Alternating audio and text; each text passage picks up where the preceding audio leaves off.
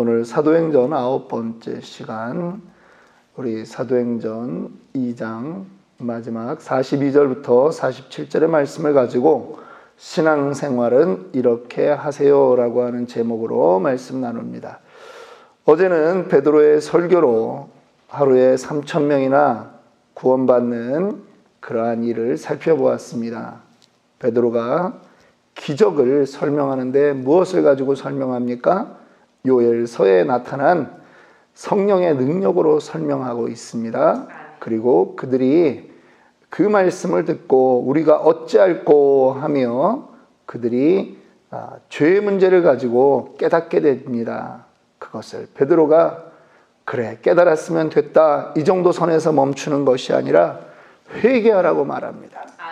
죄는 깨달았다고 사해지지 않습니다. 깨달았으면 회개해야 됩니다. 그런데 사실은 사람의 마음이 얼마나 무딘지 죄를 깨닫기도 쉽지 않습니다. 회개하기도 쉽지 않습니다. 다 성령의 은혜인 줄 믿습니다. 아멘. 죄가 생각나는 것도 성령의 은혜요. 우리의 입술을 통해서 회개하는 것도 우리의 의지가 아니라 성령의 은혜인 줄 믿습니다. 아멘. 오늘 그렇게 3,000여 명이 회개를 했는데 그들의 신앙생활 그 다음을 우리가 잘 보아야 합니다. 회개하고 그날로 끝이 아닙니다. 구원받고 그것으로 끝이 아닙니다. 예수를 온전히 믿어야 된다라고 하는 거죠. 바르게 성장해야 됩니다. 이제 싹이 틔어진 거예요. 이제 모종의 이 모판에 심겨진 거거든요. 그러면 우리의 그 믿음을 뺏어가려고 하는 존재들이 있다라고 하는 것입니다. 그래서 이 나무가 심기면 그것을 이렇게 지지대를 해서 잘 곧바로 자라게 그렇게 해줘야 됩니다. 그렇게 하지 않으면 나무가 삐뚤삐뚤 자라고 나면 전혀 아무짝에도 쓸모없는 나무가 되는 경우도 많이 있습니다. 이왕 나무가 심겨지고 자라게 되는데 쓸모있게 돼야 되죠. 교회의 기둥으로 세워져야죠. 어떻게 하면 그렇게 될까? 오늘 42절에 그 핵심 말씀이 있습니다. 42절 한번 다시 읽습니다. 그들이 사도의 가르침을 받아 서로 교제하고 떡을 떼며 오로지 기도하기를 힘쓰니라. 초대교회가 집중했던 이제 오늘날 우리 교회도 집중해야 되는 신앙생활의 4가지 활동이 여기에 있습니다. 첫째로 사도의 가르침을 받아야 합니다. 초대교회 성도들은 사도의 가르침을 받았습니다. 성경의 가르침을 온전히 받지 않으면 말씀대로 살아갈 수 없습니다. 사람들은요, 예수를 믿어도 자기 가치관 버리기가 쉽지 않거든요. 제가 늘 강조합니다. 예수 믿고 변했다고 하지만 그거는 죄로부터 우리가 예수의 사람으로 변해진 그 정도입니다. 이 땅을 살아가면서 우리는 수많은 자기의 고정관념, 편견을 가지고 살고 있어요. 그게 옳은 줄 알고 살고 있어요. 그러니까 예수를 믿으면서도 세상의 금전이 우리의 주인인 것처럼 살아가는 것을 이상히 여기지 않는다라고 하는 거죠.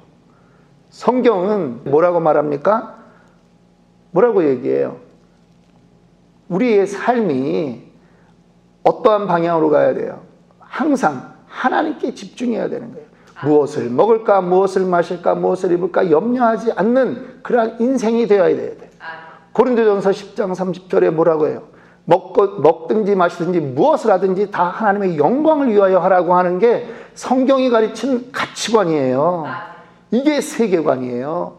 그런데 이거랑 전혀 상관없이 우리가 그저 어려서부터 학교에서 배운 그거 가지고 그냥 교회를 다니는 거예요. 그렇게 살면 옳은 줄 아는 거예요. 그러니까 기적을 경험하지 못하는 거예요. 하나님을 경험하려면 하나님 사랑, 말씀 사랑, 교회 사랑으로 살아보면 경험되거든요. 그런데 예수는 믿지만 삶의 모든 방식은 학교에서 배운 대로, 부모님이 가르친 대로, 야, 교회 간다고 밥이 나오냐 떡이 나오냐, 누가 돈을 주냐 이놈아, 어? 세상은 경쟁이야, 이겨야 돼. 아니 그렇게 산다니까요. 그런데 사도의 가르침을 받아야 되고 성경 중심으로 배워야 되는 이유가 뭡니까? 우리의 가치관이 말씀으로 바뀌어야 되는 거예요. 저는요, 목사는 뭘 하는 사람이다 이렇게 저는 스스로 생각하고 있냐면, 목사는 이 축구팀의 코치다 혹은 감독이다. 좋은 목사를 만나면 거기에 성도는 하나님 눈앞에 세계적인 믿음의 사람으로 자랄 수 있어요. 그게 우리가 2002년도에 대한민국이 경험한 히딩크라고 하는 그 한 사람의 역량 아니겠습니까? 똑같은 선수들이 감독 하나 잘 만났더니 4강까지 올라가는 거예요. 목사는 성도를 말씀으로 양육하는 거예요. 목사의 경험으로 양육하지 않습니다. 말씀대로 양육하는 것으로 성도를 최고의 하나님 쓰시기에 아름다운 사람으로 만드는 거예요. 이 교회에 필요한 사람 만드는 거 아니에요? 하나님 쓰시기에, 하나님 나라 쓰시기에 적당한 사람으로 만드는 거예요. 그래서 성경을 가르치는 거예요. 모든 성경 공부는 목사의 경험이 아니라 성경 말씀으로 가르치는 것입니다. 그런데 성도들이 성경 공부하자 그러면, 저희 교회는 안 그러는데, 아유 바쁩니다 그러면서 다 거부해요. 저희 교회는 그래도 지금 1대1로 성경 공부하는 팀들이 약 6팀 정도 있습니다. 저와 저희 아내를 통해서 그렇게 공부를 하고 있어요. 다음번에 이 유튜브 설교를 듣는 분들 더 많이 신청하기를 원합니다. 5월 달부터 또 시작하려고 그러는데, 언제든지 시간을 내서 가르칠 마음이 있습니다. 왜? 이렇게 안 배우면요, 알곡을 심었는데도 알곡이 쭉정이가 될 수 있어요. 왜? 빼앗아 가려고 하는 존재들이 지금 이 땅에 너무나 많기 때문입니다. 이단들이 얼마나 판을 치는지 모릅니다. 자, 말씀을 사도들에게 가르침을 받아야 됩니다. 두 번째, 서로 교제하는 것입니다. 코이노니아가 이루어지는 것입니다. 말씀으로 교제할 뿐만 아니라, 이 말씀으로 교제한다는 건 하나님의 말씀을 배우는 거고요. 그 다음에 서로 예배를 마치고 서로 그룹에서 말씀을 나누는 거예요. 말씀으로 한 주간 어떻게 살았는지 이야기를 나누는 거예요. 그런데요, 44절 45절에 보면 그들이 또 나눔을 어떻게 했는지 보여줍니다. 믿는 사람들이 다 함께 있어 서로 모든 물건을 서로 통용하고, 또 재산과 소유를 팔아 각 사람의 필요를 따라 나눠주며, 그들이요 서로 물질까지 나누는 거예요. 나 혼자 복 받는 거에 집중하지 않고요, 물질을 나누는 것입니다. 요한일서 3장 17절 18절에 말씀합니다. 자녀들아, 우리가 말과 혀로만 사랑하지 말고 행함과 진실함으로 하자.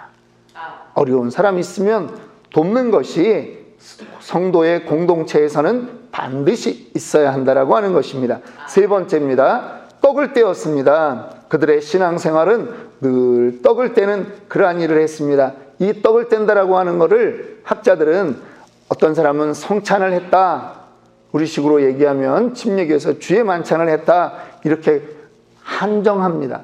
그런데 여러분, 엊그제도 우리는 부활절날 떡을 뗐습니다.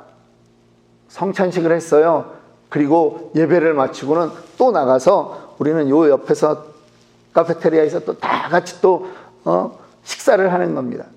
초대교회를 잘 아셔야 돼요. 성전에서만 모이는 교회가 아니었어요. 집이 교회였어요. 그래서 집에서 성찬식을 하기도 했지만, 그것이 끝난 다음에는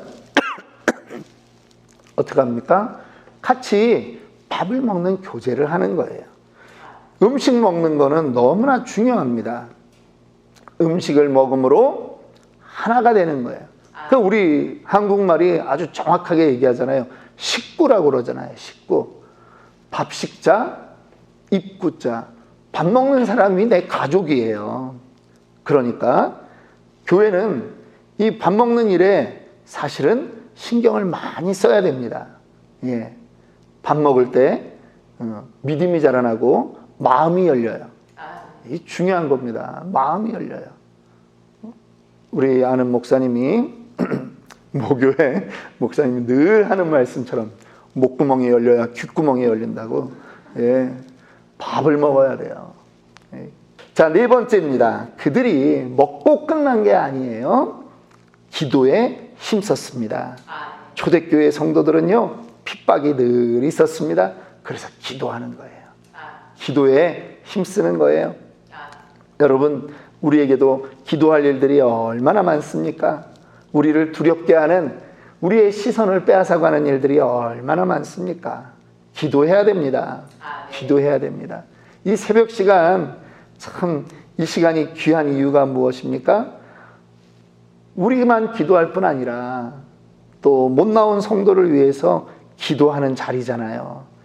저는 얼마 전에 이제 아파가지고 좀 그랬습니다만 참 죄송한 게, 아프니까 뭐 성도 위해서 기도도 안 나오더라고요. 이게 몸 움직일 때마다 제가 아프니까요, 악소리가 나오지 이게 뭐 기도가 나오지 않더라고요. 그래서 제가 이게 건강 관리를 잘해야 되는 게 이 목사의 사명이구나, 그런 생각을 하고 요즘 자꾸 걷습니다. 그런데 이 새벽을 저는 어쩔 때는 그냥 저희 부부만 나와서 이렇게 기도할 때도 있는데, 요즘 너무 감사한 게 우리 양 선교사님 부부가 나와 주셔서 힘이 되고 너무 좋습니다. 그런데 새벽에 성도들 이름 한 번씩 불러가면서 계속 기도하거든요. 저는 이 군대로 말하면 내가 불침번이다. 우리 성경적으로 말하면 내가 파수꾼이다. 내가 우리 성도들의 그 나의 기도 때문에 우리 성도의 가정이 보호받고 있다. 저는 그냥 좀 편하게 말씀드리면 그래요. 제가 기도하는 영역에는 3대를 제가 기도하거든요. 그분들 예수 안 믿는 부모님들 계시거든요. 우리 성도님들.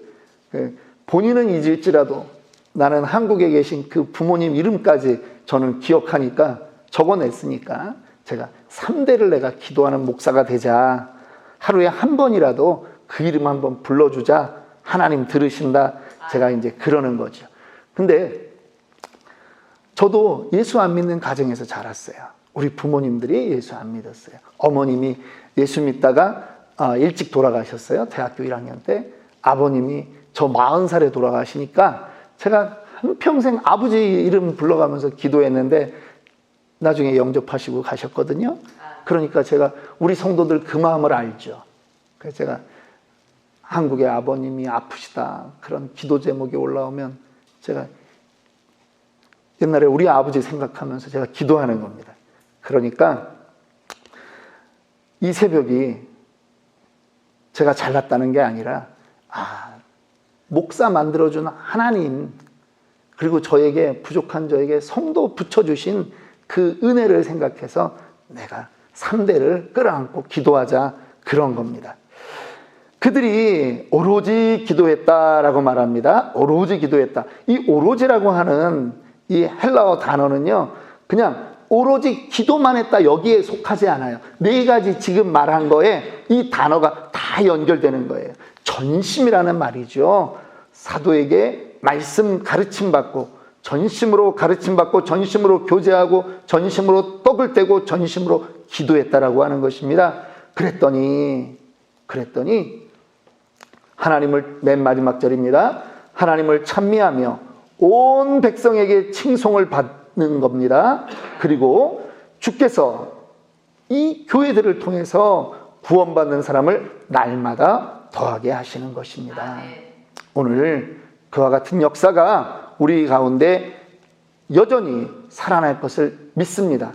초대교회의 역사가 오늘날에도 동일하게 우리에게 나타날 것을 우리는 믿습니다. 아멘. 함께 기도합니다.